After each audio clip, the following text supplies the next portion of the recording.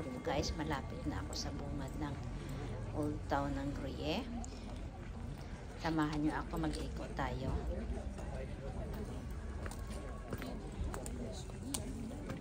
Yan yung map oh.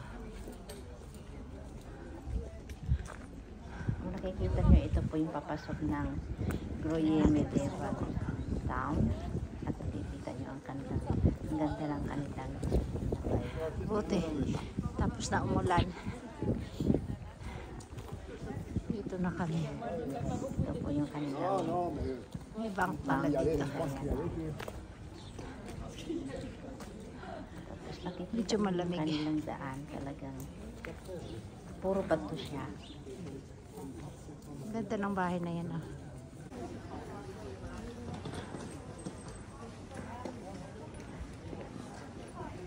Kikita nyo yan. May chocolate pa niya. Chocolate de Gruyere. May arak man din. Siguro eh. Ito niya.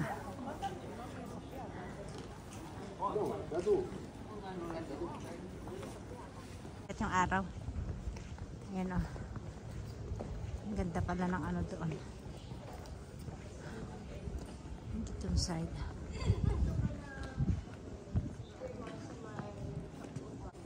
Alam nyo ba ang history ng Gruyere Town was founded in 400 BC by Vandal King Gruyere.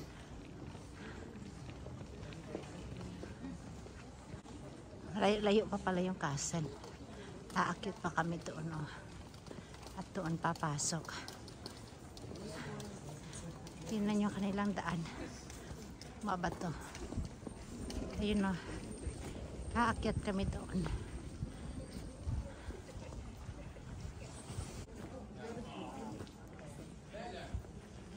Dito na kami sa papasok na ng castle.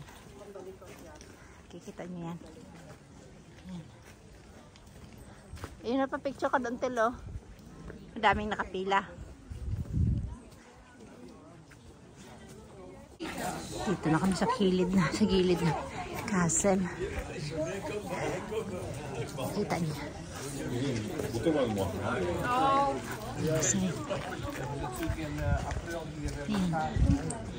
Tapos kikita nyo yung view sa baba. Yan ang view sa baba. Yan yung simbahan.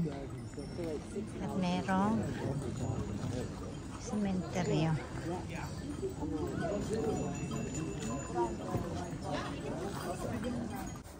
Ganda ng garden no?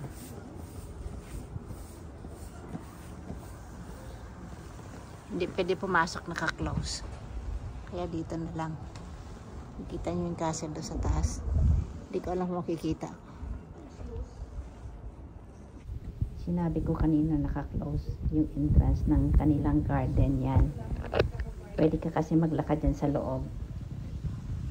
At ito po yung view ng castle pag nasa likod ka. Lumipat po ako sa kabilang side at ito po yung buong likod ng castle. At itong castle na ito ay nasa 13th century na po. Hindi naman kalakihan itong castle na ito.